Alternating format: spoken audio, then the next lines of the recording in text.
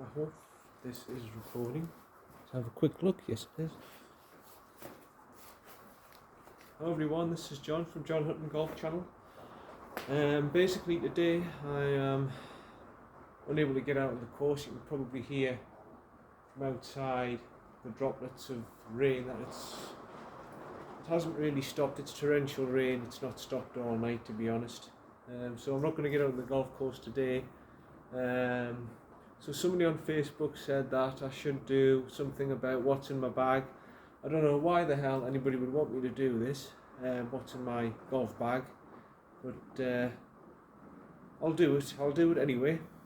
I've bought this new little octopus sort of tripod thing. It's really good actually. It's I can't be bothered with the tripod, putting it in and out every time I play a golf shot and everything. It's just too time consuming. So I bought one of these little three-legged octopus tripod things. I've put it on the front of my bag to test it out, and it looks as if it's alright actually. It's pretty stable. I mean, yeah, not bad for a tenner. Keeps in place, keeps steady. Yeah, not too bad. Anyway, enough of that. You want to know what's in the bag? I think it was a Chris in Mudburn again wants to know what's in my bag. I don't know why, but yeah, okay. Start off with my driver. It is, believe it or not, from 2014. It's the Callaway Big Bertha. It's the 2014 model. I have it with a stiff shaft now. I used to have a regular, but I've realised now that with the regular shafts and everything now, it wasn't really suiting my game. The stiff shaft, there's dispersions on my drives, and I've actually gained a little bit of distance with this as well. I'm hitting a little bit further with this with the stiff shaft. So it's the Callaway Big Bertha 2014 model. It is a Mississippi chemical shaft. I don't know what that means. That's probably the make of it. I have it in 60 grams. But I swing the club a little bit faster than most average golfers, so I have it in stiff shaft and I have it in 60 grams. Most amateurs are between sort of 50 and 60 anyway, so I'm just at the top end of what most amateurs use. So that's what I have as a driver. Then we go down to the hybrids, which I've already totally raved about. It's the Big Berthas. I'll just take the one out, you don't need to see both. Big Bertha 19 hybrids. I have one in 21 degrees, one in 24 degrees. It's basically 4 and 5 hybrids. It's got the new jailbreak technology. Again, stiff shaft. What's this one? This one is the Recoil ESX 460 F4 UST Miami. I don't know what the hell that is. All I know is that it's a stiff shaft. You can tell they're still virtually new from 6 weeks ago. It's still got the Callaway thing on how to use the hostel and everything. So I have that in 21 and 24 degrees. They're absolutely amazing clubs.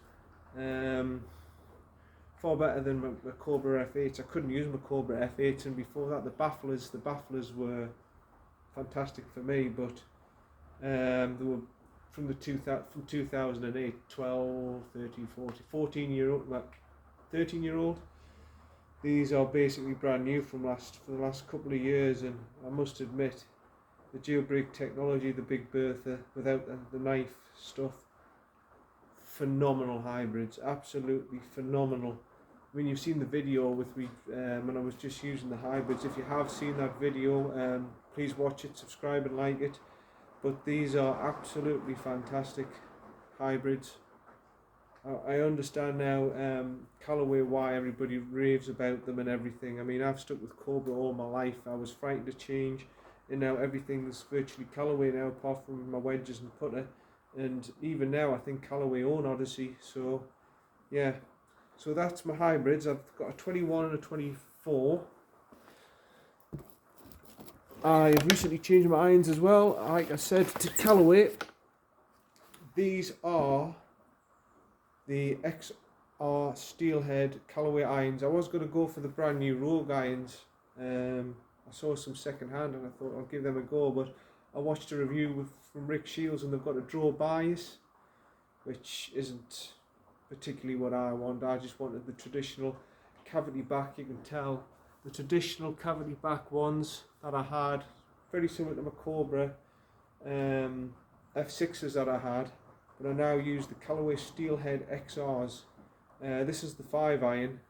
The only thing I've got against these ones, against my Cobra ones, is as you get higher up the irons, into the higher irons, the 5 and 6 irons, the face doesn't seem to get any bigger. But I'm hitting them fine with the tall irons. The thing I like about this is the new hostile technology. I don't know if any of you know about this, but that keeps the club nice and stable. People talk about feel and everything. I think I've said about it before with these irons. If feel's your big thing, you don't want cavity backs. You'll obviously want forge, and you'll obviously be a single handicapper or a scratch golfer. But if you're looking for forgiveness and you're looking for a good club that's going to give you distance, forgiveness, these are the ones, the Steelheads. They're absolutely terrific. I mean, I used to love my Cobra irons, the F6s, but again, these have surpassed themselves. The differences with this though is the loft. You'd have to get used to the loft. Basically, it's like using an extra club. So the 9 iron is like an 8 iron, the 8 iron is like a 7 iron, the 7 iron is like a 6 iron. It's just the loft really. You'd have to get used to them. But yeah, I can't fault the Callaway Steelhead irons. They are absolutely terrific. Apart from maybe they lack a little bit of feel, but again, that's what you get. You sacrifice that with a cavity iron. Moving on to my wedges. These are Titleist. Titleist BV SM5. I think one of them is one of the old versions, not the SM5, but something else. But anyway, I've got 4 irons, wedges, sorry. They come in 52, 56, 58, and I'm actually in the process of looking for a 60-degree one. At the minute, I'm using my Cobra Per wedge, which is a very good wedge, but it's in regular shaft. Everything I've got now is stiff shaft because I'm hitting the ball further. I am hitting them better, surprisingly, with the stiff shaft, and the feel off the face. I mean, terrific. I mean, I thought again, Cobra. There was a time Cobra were known for the wedges. They were like top of the tree for the wedges. But these Titleist, the feel of them are absolutely terrific, and I always seem to hit them out the middle with this for some reason. So yeah, that's my wedges. And putter, what can I say about this putter? I have never ever changed a model of putters. Well, I say model, I mean brand of putters, and yeah, you could say the model as well. I've always stuck to the Odyssey 2-ball. I've had the original 2-ball. What was the one I had after that? Before the white ice. I forgot what it was now, but it was a 2-ball as well. I've now got the white ice 2-ball. This is the one with the adjustable weights, so you can adjust it. I've got it on 350 at the minute, but you can have 340, 350, 360 depending on the conditions. So in the winter, if it's damp, wet, everything like that, you put on the 361. It helps you to get a bit more behind the club, the ball go a little bit further. In the summer, if you want to have a little bit of a lighter feel to the club, you put on the 340, and it helps you just have a little bit of a lighter feel to the club, so you don't hit it as hard. Whereas this one really gives it a good thump if you have the 360 on it. The faces have never changed. It's still got the insert, the white hot face. I've got a Super Stroke grip on it, I generally go for the slightly bigger ones and the thin grips just to get the feel of it. It lacks the feel of a thinner grip, but you don't lose it as so much as the fat grip, so you can still feel the putter and everything. It took me a little while to get used to the mid grip, but no, you still get the feel with the mid grip. So that's basically my putter. Another thing, obviously, in these weather conditions, is I always have an umbrella in the bag. That's obvious when it's like this. In the summer, I don't tend to put it in. It's just, I think it's a Big Max that I bought to go with the trolley. So that's in there. I obviously carry spare balls. You're going to see, obviously, the balls that I use. Shrixon 4 address. The Volvic, yeah, another Volvic, more Shrixons. Beside here I've got some of the Super Softs somewhere. This is a Super Soft, yeah, the Callaway Super Soft. These are two balls that I use basically, the Volvic and the Callaway, which I might do a review on later on, so keep tuned for that. So yeah, basically, spare balls, tees, everything like that, tees, in that pocket, all the boring stuff. For the winter, I always carry a couple of these hand warmers for the winter. When you've got cold hands, you just give them a shake, and the crystals, and they give you about 8 hours of heat once they've opened. For the summer, sun cream, decent stuff, 50 plus. You kind of go without that in the summer because that sun does burn, believe it or not. This pocket's my waterproofs. I'm just going to take out the trousers. I'm not going to take the top out. Adidas trousers. A top, navy blue top that you saw on my last video. That's pro equipped. Keeps it nice and dry. Actually, I don't know what's in this one. What's in this one? I wouldn't have a clue, to be honest. Oh, it's the spare rain hood. Yeah, so that's another one, spare rain hood. And what is this? Oh, it's another waterproof top. Okay, so I've got two waterproof tops. Little accessories. I always carry my score book with me, with all my scores on and everything. So yeah, that's attached there. Obviously my members tag. I've also got these for when I'm practicing on the putting, on the practice putting green Odyssey. They're just like little round holes, but they're made out of rubber, so you can put them down and it simulates a hole, so you can practice your lag putting, which I might do another video on lag putting, how to practice different putting, how to short, long, in between, all that kind of stuff. Obviously I have my tripod, but I'm not going to use it anymore. Obviously COVID times, I've got my hand gel there, I've got my little pen that I use, attachable pen. What else have I got? Yes, I've got this ball cleanser. I don't know if you can see it on the video, where it cleans your ball, and you also put your club in. It'll clean your club for you. You just put a bit of water in before every round and it cleans your club for you. What else have I got? Oh, my little clip thing. I haven't shown you what's in my little clip thing yet. There's all sorts in here. I have, obviously, my gloves. I have a couple of gloves. I always have that in my little pocket up here. I've got my microphones for my videos. If you can see that, my wireless microphones. Well, they say wireless. It's got a wire. But I've actually got a new microphone that is wireless that I'm going to try. The last one I got, like I said, was buggered, but I managed to get another one, and this one seems to be working, so we will see. We'll see how that one goes. What else have I got? Yeah, more hand gel, scissors, tape for my fingers, because sometimes this finger there gets sort of rubbed with the club and everything, so I'll put a bit of tape on if I'm doing a full round. What else? What else? What else? That seems to be about it in that little pocket.